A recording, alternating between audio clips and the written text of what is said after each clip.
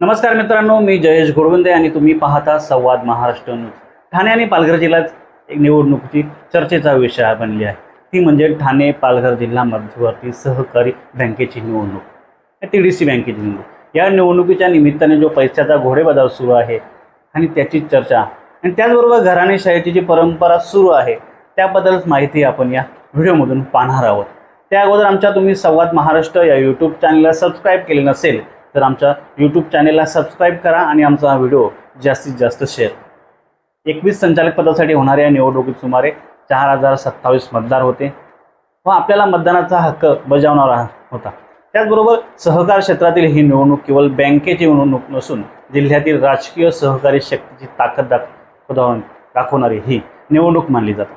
मात्र यावेळी सर्वाधिक चर्चा होत आहे ती घराणेशाहीच्या मुद्द्यावर। केंद्र सरकारच्या नव्या नियमानुसार अनेक माजी संचालकांना स्वतः निवडणूक लढवता येत नसल्याचे चित्र निर्माण झाले।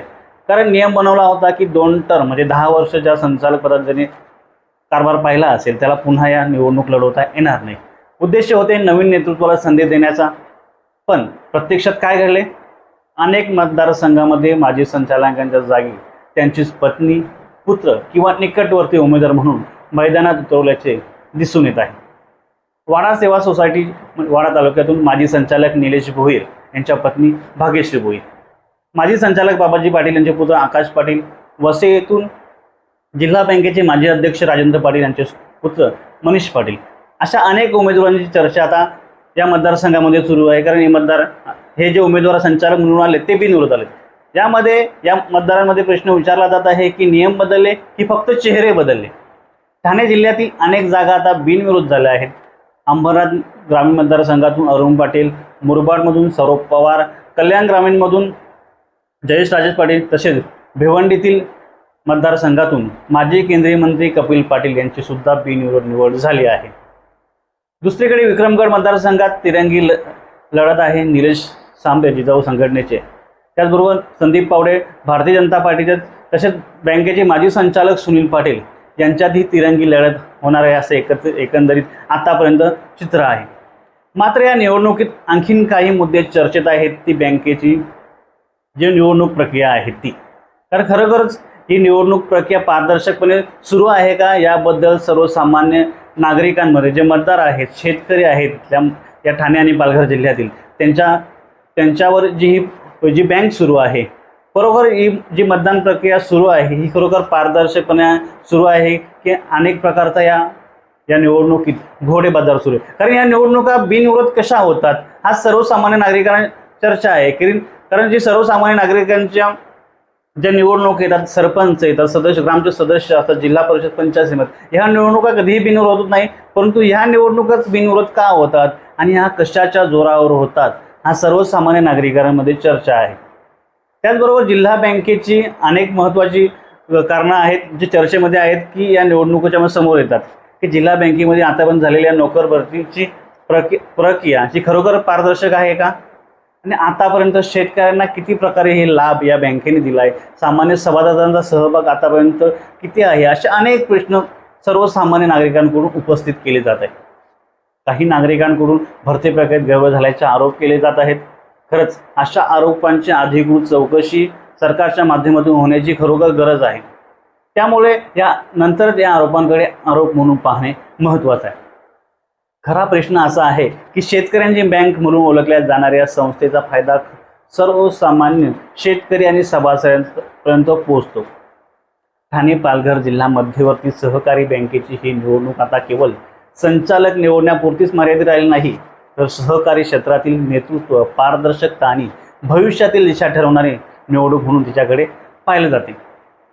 परंतु या मतदारसंघात जी चर्चा वेगळी सुरू आहे की या निवडणुकीच्या माध्यमातून खरोखर घराणेशाही पोचली जाते का? कारण त्यांच्याच घरातील एखाद्या उमेदवार पुन्हा संचालक म्हणून निवडलं जात आहे आणि त्याच्या माध्यमातून करोडो रुपयांचा आकड्यांचा खेळ केला जातो अशी चर्चा सुरू आहे। कारण आतापर्यंत या बँकेवर सर्वसामान्य शेतकरी का निवडून संचालक म्हणून निवडून जात नाही, आणि त्या माध्यमातून आता सोशल मीडियावर अनेक प्रतिक्रिया उमटायला सुरुवात झाली आहे। मला एक सर्वसामान्य शेतकऱ्याची प्रतिक्रिया आली की ठराविक लोकांनीच पैशाच्या जोरावर हे सगळं चालवलंय, पैसा फेक आणि तमाशा देख अशी प्रतिक्रिया आली. खरोखरच पैशाच्या माध्यमातूनच या निवडणुका लढवल्या जातात आणि करोडो रुपयांचा आकडा या निवडणुकीच्या माध्यमातून केला जातोय. लाखो रुपये सभासद शेतकऱ्यांना ज्यांना मतदानाचा अधिकार आहे त्यांना देऊन ही निवडणूक लढवली जाते असा आरोप आहे. कारण ह्या निवडणुका बिनविरोध कशा होतात. आणखीन एक महत्त्वाची प्रतिक्रिया माझ्यासमोर आली आहे की शासनाने खरोखरच सहकारी बँक संचालकासाठी नवीन नियमावली आखली की सलग 2 वेळा संचालक पद भूषवलेल्या संचालकास ही निवडणूक लढवता येणार नाही.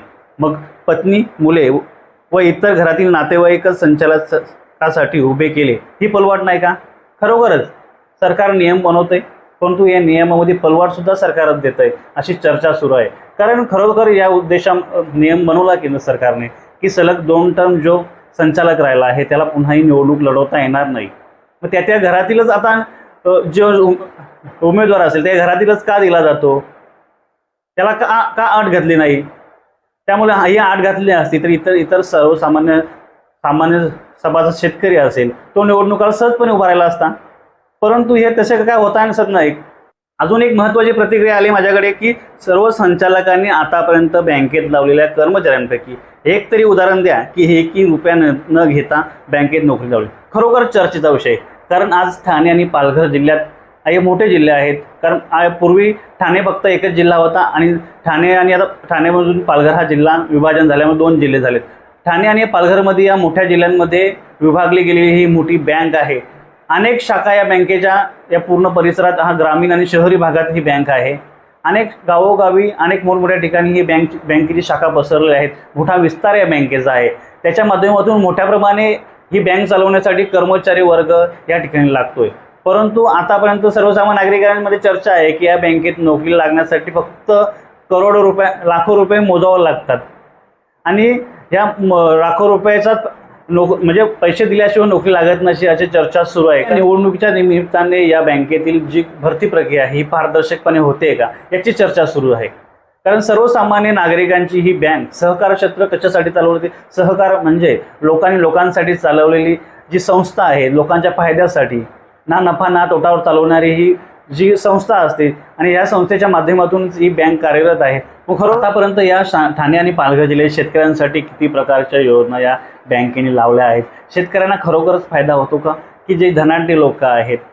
आणि आणखीन महत्त्वाची चर्चा आहे की या बँकेच्या माध्यमातून बाहेर जिल्ह्यातील जे धनाढ्य आहेत, जे साखर कारखानदार आहेत, यांना सुद्धा मोठ्या प्रमाणे जे लोन दिला जाते, कर्ज दिला जाते अशी सुद्धा चर्चा आहे. त्यामुळे खरोखरच या निवडणुकीच्या माध्यमातून या बँकेतील अनेक जे कथित घोटाळे असतील, भरती प्रक्रिया असतील, जे कर्ज असेल याची चौकशी व्हायला सुरुवात करायला पाहिजे अशी चर्चा आज सर्वसामान्य नागरिकांवर. त्याचबरोबर घराणेशाहीचा महत्त्वाचा मुद्दा आहे. कारण सर्वसामान्य शेतकऱ्यांहोती हा शेतकऱ्यांमधूनच एक संचालक निवडला गेला पाहिजे होता अशी चर्चा असताना फक्त निवडणुकीच्या माध्यमातून परत या बँकेवर घराणेशाहीच कब्जा ठेवील का अशी चर्चा या ठाणे आणि पालघर जिल्ह्यातील जनता करत आहे. तुर्तास आपण या व्हिडिओमध्ये आता थांबूया. नक्कीच या पुढील काळात या ठाणे जिल्हा मध्यवर्ती बँकेच्या ज्या भरती प्रक्रिया असतील किंवा निवडणूक प्रक्रिया कशा प्रकारे राबवली जाते याकडे आपण लक्ष ठेवून असू.